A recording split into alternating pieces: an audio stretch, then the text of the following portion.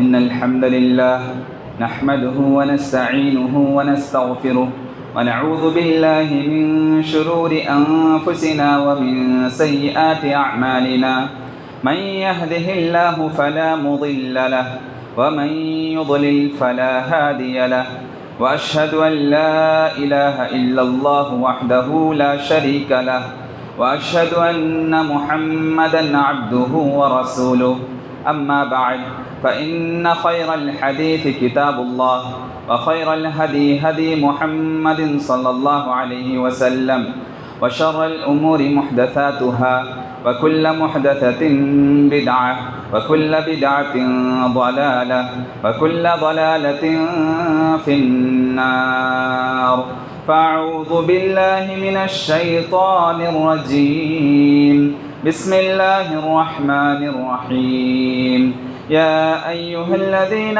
آمنوا اتقوا الله حق تقاته ولا تموتن إلا وأنتم مسلمون يا أيها الناس اتقوا ربكم الذي خلقكم من نفس واحدة وخلق منها زوجها وبث منهما رجالا كثيرا ونساء واتقوا الله الذي تساءلون به والأرحام إن الله كان عليكم رقيبا يا أيها الذين آمنوا اتقوا الله وقولوا قولا سديدا يصلح لكم أعمالكم ويغفر لكم ذنوبكم ومن يطع الله ورسوله فقد فاز فوزا عظيما وقال تعالى في موضع آخر ومن يعص الله ورسوله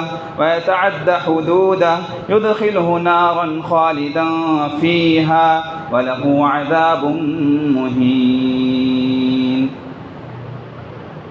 అనంత కరుణామయుడు అపార కృపాశీలుడు పాలకుడు పోషకుడు తీర్పు దినానికి యజమాని సర్వలోకాల సృష్టికర్త అయిన అల్లాహ్ సుబ్హానహు వ తఆలా పేరుతో ప్రారంభిస్తున్నాను. సకల స్తోత్రాలు సమస్త పొగడ్తలన్నీ అల్లాహ్కు మాత్రమే శోభిస్తాయి. అదేవిధంగా అల్లాహ్ యొక్క శాంతి శుభాలు మన మహానీయ మహాప్రవక్త సల్లల్లాహు అలైహి వసల్లంపై, వారి సహచరులపై, వారి కుటుంబ సభ్యులపై కురియుగాక. ఆమీన్. ప్రియ సోదర సోదరిమణులారా, పూర్వం జరిగిన జుమ్మా ప్రసంగంలో మనము సత్కార్యాలు చేస్తే ఎలాంటి ప్రయోజనాలు లభిస్తాయి అనేది తెలుసుకున్నాం. ఈరోజు పాపాలు చేస్తే, పాపాల యొక్క దరిదాపులకు వెళితే ఎలాంటి భయంకరమైన పరిణామాలు ఉన్నాయి, మానవుడి జీవితంలో పాపాలు చేస్తే ఎలాంటి ప్రభావం ఉంటుంది అవి తెలుసుకుందాం. అల్లాహ్ సుబ్హానహు వ తఆలా సూరా నిసాలో ఈ విధంగా ప్రస్తావిస్తున్నాడు. వమన్ యఅసిల్లాహ వ రసూలహు, ఎవరైతే అల్లాహ్కు అవిధేయత చూపుతారు, అదేవిధంగా దైవ ప్రవక్త సల్లల్లాహు అలైహి వసల్లం కూడా అవిధేయత చూపుతారు. అంటే ఖురాన్ మరియు హదీస్ వెలుగులో కాకుండా ఖురాన్ హదీస్కి వ్యతిరేకంగా జీవితం గడుపుతారో, వయతఅద్ద హుదూద, అదేవిధంగా ఇస్లామీయ చట్టానికి వ్యతిరేకంగా ఎవరైతే జీవితం గడుపుతారో, ఇస్లాంని ఎవరైతే తిరస్కరిస్తారో, ఇస్లామీయ జీవన విధానాన్ని ఎవరైతే నిర్లక్ష్యంగా ఉంటారో వారి కోసం అల్లాహ్ సుబ్హానహు వ తఆలా నరకాగ్ని శిక్ష తయారు చేసి ఉన్నారు. అలాంటి వారే నరకవాసులు, నరకంలో శాశ్వతంగా నివసిస్తారు. తర్వాత అల్లాహ్ సుబ్హానహు వ తఆలా అంటున్నారు, వారి కోసం భయంకరమైన అగ్ని శిక్ష ఉంటుంది. ఎవరైతే అల్లాహ్కు అవిధేయత చూపుతున్నారో, ఎవరైతే మహాప్రవక్త సల్లల్లాహు అలైహి వసల్లంకు అవిధేయత చూపుతున్నారో, అంటే ఖురాన్ మరియు హదీస్ యొక్క ఉపదేశాలకి వ్యతిరేకంగా ఎవరైతే జీవితం గడుపుతున్నారో అలాంటి వారి కోసం నరకాగ్ని శిక్ష, భయంకరమైన శిక్ష అల్లాహ్ సుబ్హానహు వ తఆలా తయారు చేసి ఉన్నాడని సూరా నిసా యొక్క ఈ ఆయత్లో ప్రస్తావించాడు. సోదర మహర్షులారా, అయితే మానవుడి జీవితంలో పాపాల వల్ల భయంకరమైన పరిణామాలు ఏమి కనిపిస్తాయి, పాపాల వల్ల మన జీవితంలో భయంకరమైన ప్రభావం ఎలా ఉంటుంది, అవి మనం ఈరోజు తెలుసుకుందాం. అల్లాహ్ సుబ్హానహు వ తఆలా ఖురాన్లో ఈ విధంగా ప్రస్తావిస్తున్నాడు, వమన్ యఅష్ అన్ దిక్రిర్ రహ్మాన్ నుకయ్యిద్ లహు షైతానా ఫహువ లహు కరీన్.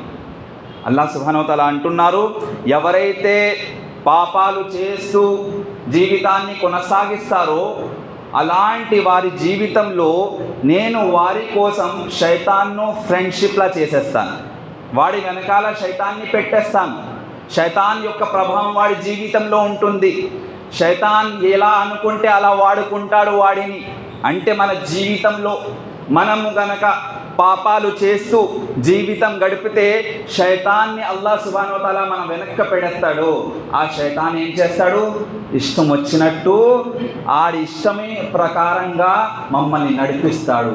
మా జీవితంతో వాడుకుంటాడు, మా జీవితంతో ఆడుకుంటాడు శైతాన్. ఎప్పుడైతే పాపాలు చేస్తూ జీవితం గడుపుతాము, ఇంకా శైతాన్ చెప్పినట్టే వింటాం. ఎందుకంటే అల్లాహ్ సుబ్హానహు వ తఆలాకు అవిధేయత చూపుతున్నాం, ఖురాన్ యొక్క మాటకు వ్యతిరేకంగా జీవితం గడుపుతున్నాం. అదేవిధంగా మహాప్రవక్త సల్లల్లాహు అలైహి వసల్లం యొక్క ఉపదేశాలకు వ్యతిరేకంగా జీవితం గడుపుతున్నాము. కాబట్టి శైతాన్ మాటలు వినాలి, శైతాన్ చెప్పినట్టు నడవాలి. ఎందుకంటే శైతాన్ని వెనక్కి పెట్టేస్తాడు అల్లాహ్ సుబ్హానహు వ తఆలా. ఇంకా శైతాన్ ఏ విధంగా అయితే మమ్మల్ని నడిపిస్తాడో మా జీవితాంతో ఆడుకుంటాడు. మాకు తెలియకుండానే శైతాన్ అడుగుజాలలో పడి జీవితం గడుపుతుంది. మన జీవితం చూసుకుంటే అలాగే ఉంది. మన జీవితంలో మనం చూసుకుంటే అడుగు అడుగున ఖురాన్ మరియు హదీస్కి వ్యతిరేకంగా జీవితం గడుపుతున్నాం.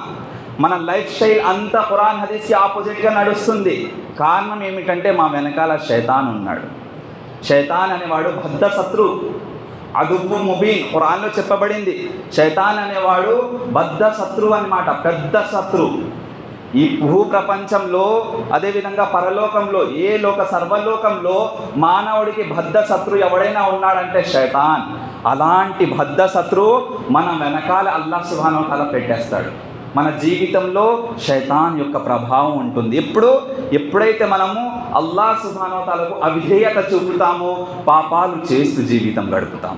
అదేవిధంగా ఒకవేళ మనం గనక పాపాలు చేస్తూ జీవితం గడుపుతున్నామంటే మన జీవితంలో పాపాల భయంకరమైన పరిమాణం ఏముంటుంది, భయంకరమైన శిక్షలు ఏముంటాయి, భయంకరమైన పాపాల నిమిత్తం భయంకరమైన ప్రభావం ఏముంటుంది మనం తెలుసుకుంటే అల్లాహ్ సుబ్హానహు వ తఆలా ఇంకో చోట ఈ విధంగా అంటున్నారు, వలా తకూను కల్లదీన నసుల్లాహ ఫఅన్సాహుం అన్ఫుసహుం ఉలైక హుముల్ ఫాసిఖూన్.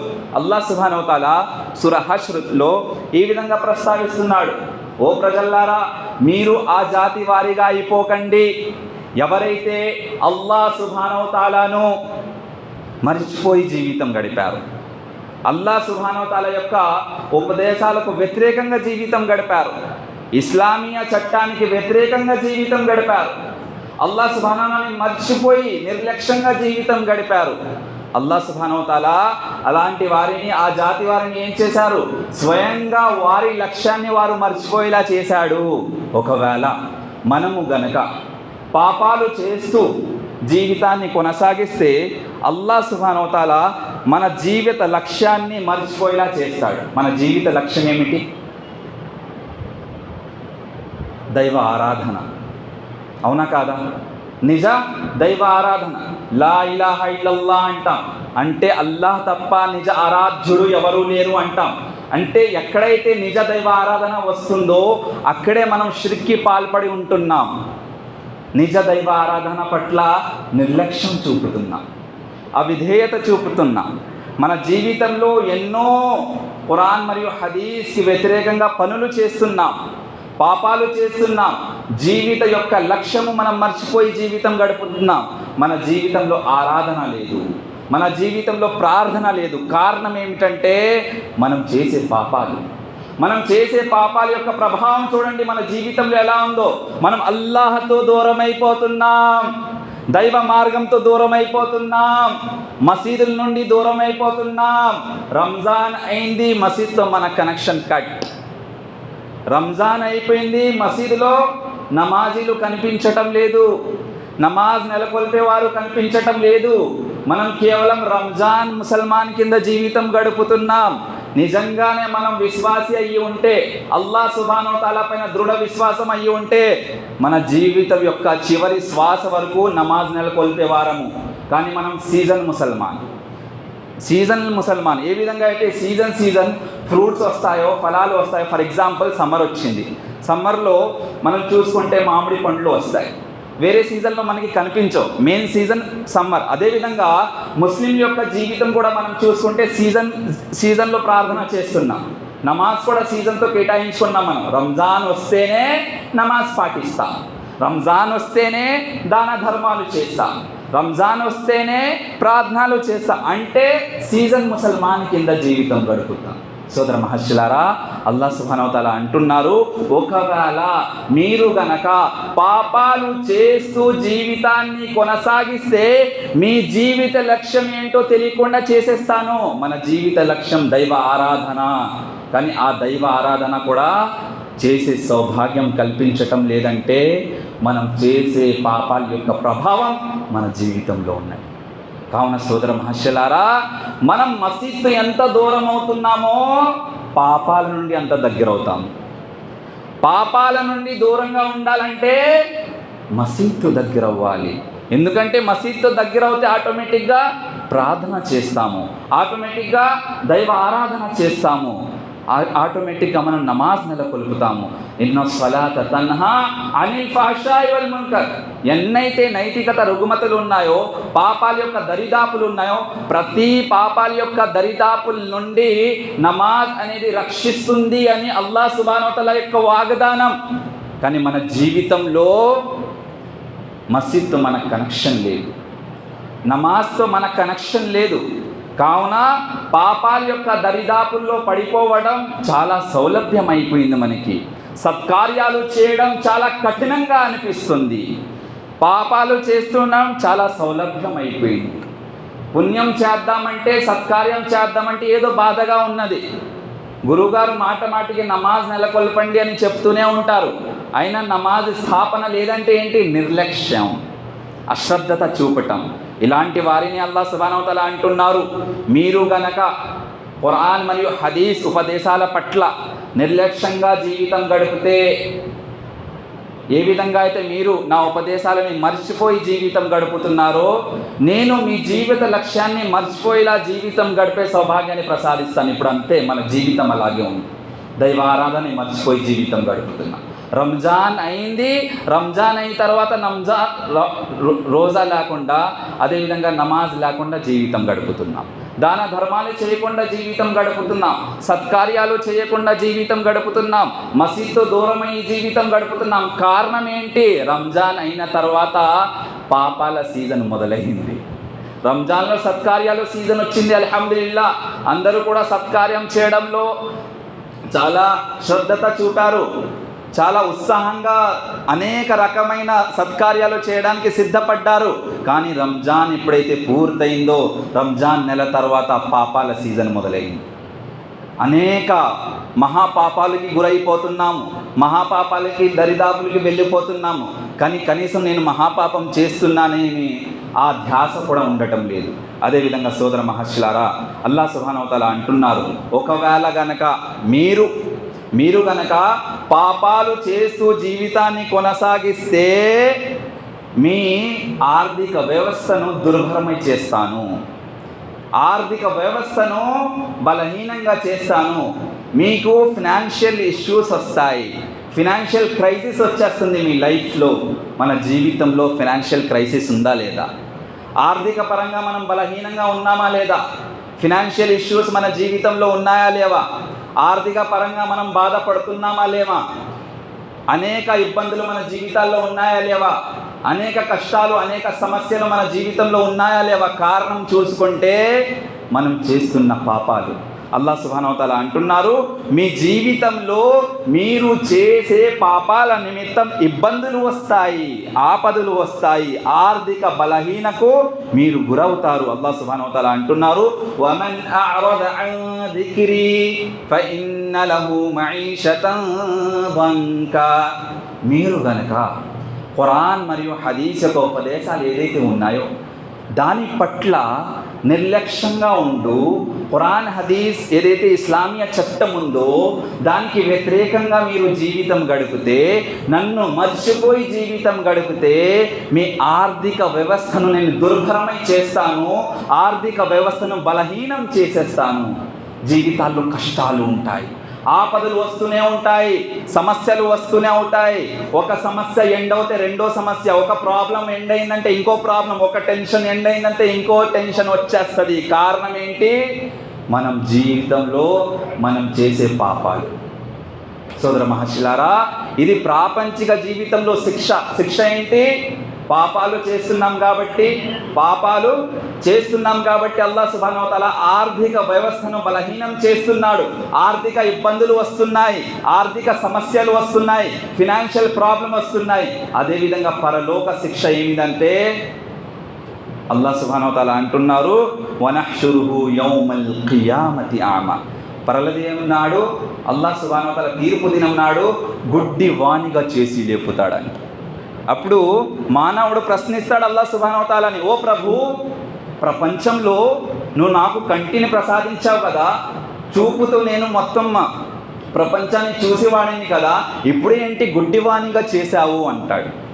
అప్పుడు అల్లాహ్ సుబ్హానహు వ తఆలా సమాధానం ఇస్తాడు, ఏ విధంగానైతే ప్రపంచంలో నా ఉపదేశాలకు వ్యతిరేకంగా జీవితం గడిపావు, ఖురాన్ హదీస్ యొక్క ఉపదేశాల పట్ల నిర్లక్ష్యం చూపించావు, ఖురాన్ హదీస్ ఉపదేశాలను మర్చిపోయి జీవితం గడిపావు, నా జిక్ర్ చేయకుండా, నా ఆరాధన చేయకుండా జీవితం గడిపావు, నన్ను మర్చిపోయి జీవితం గడిపావు, అందుకే ఈరోజు ఈ శిక్ష నీకు గుడ్డివాణిగా చేసి లేపాము.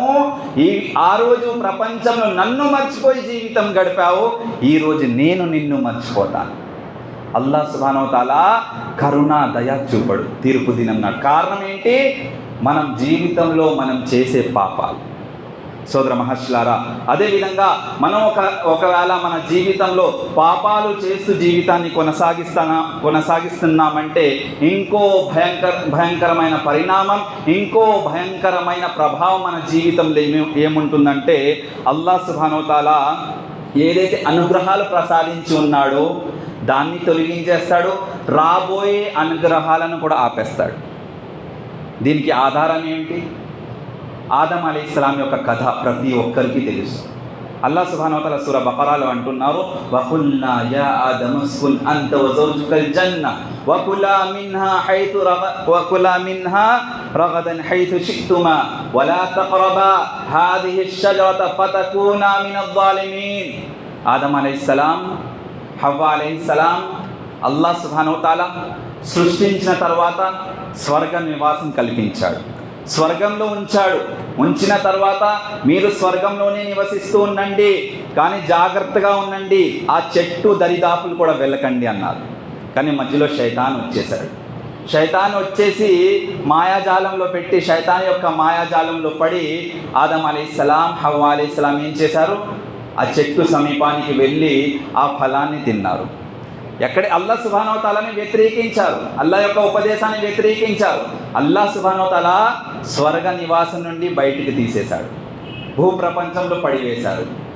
తర్వాత స్వర్గంలో రాబోయే అనుగ్రహాలను కూడా అల్లాహ్ సుబ్హానహు వ తఆలా లేకుండా చేశాడు. అంటే మన జీవితంలో గనక మనము పాపాలు చేస్తూ జీవితం గడుపుతున్నామంటే ప్రస్తుతం ప్రసాదించిన అనుగ్రహాలను కూడా అల్లాహ్ సుబ్హానహు వ తఆలా వెనక్కి తీసుకుంటాడు, మన జీవితంలో రాబోయే అనుగ్రహాలను కూడా రాకుండా చేస్తాడు.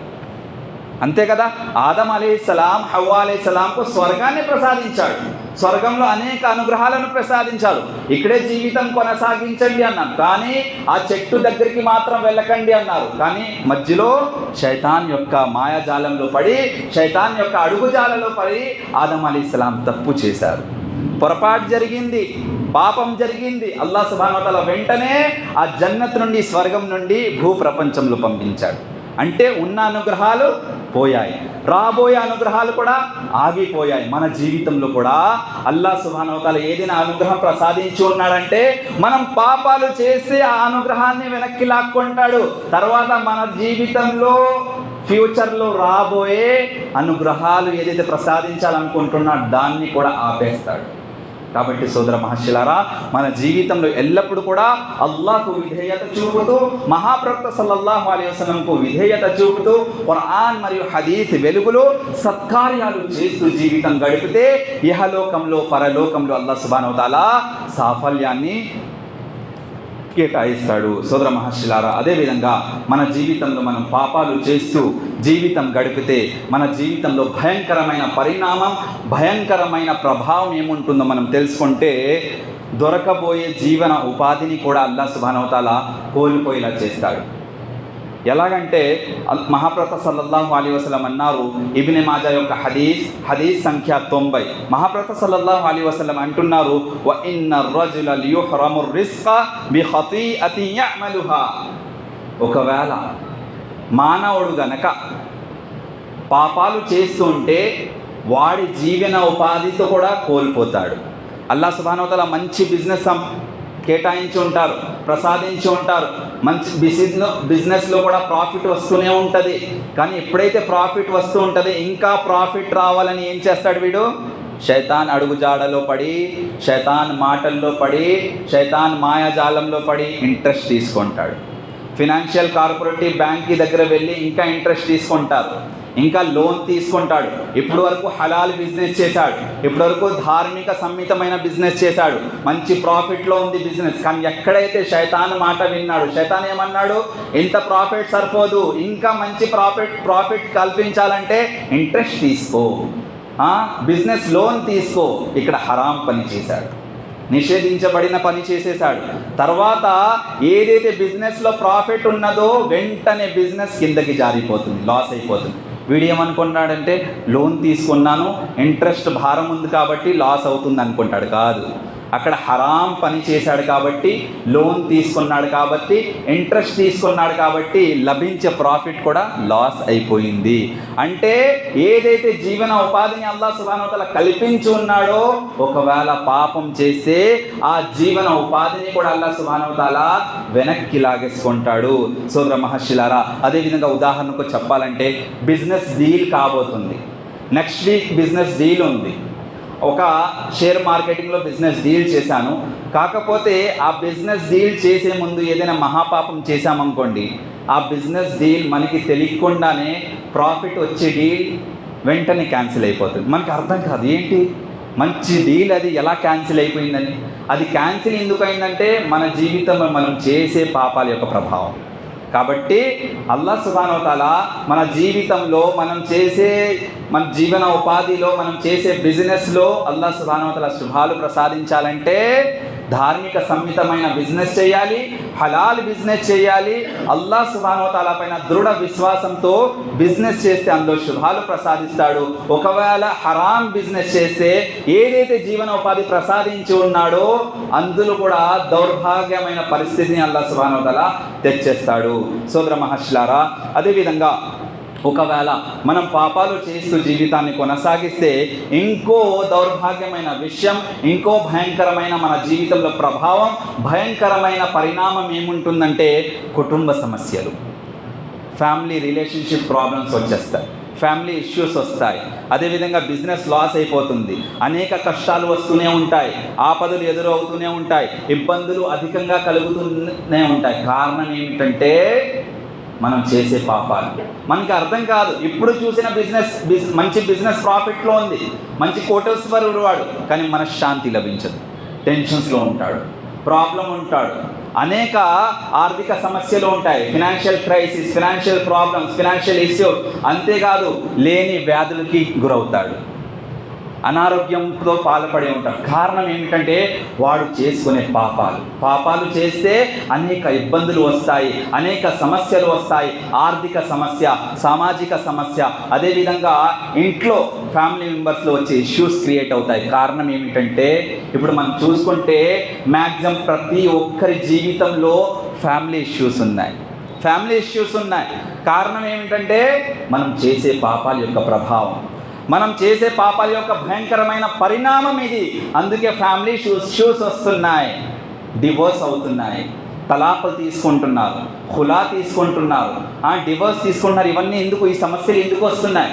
మనం చేసే పాపాల యొక్క భయంకరమైన పరిణామం. కాబట్టి బిజినెస్ చేస్తున్నాం కానీ మనశ్శాంతి లేదు, కోటీశ్వరులుగా కోటి రూపాయలు సంపాదిస్తున్నాం కానీ మనశ్శాంతి లభించటం లేదు, టెన్షన్స్లో ఉన్నాం, ప్రాబ్లంలో చిక్కుకొని ఉన్నాం, క్లిష్టమైన సమయాల్లో ఉన్నాం, క్రిటికల్ కండిషన్స్లో పాల్పడి జీవితం గడుపుతున్నాం. కారణం ఏమిటంటే మనం చేసే పాపాల వల్ల అల్లాహ్ సుబ్హానహు వ తఆలా ఇలాంటి భయంకరమైన పరిణామం మన జీవితంలో పెట్టేశారు.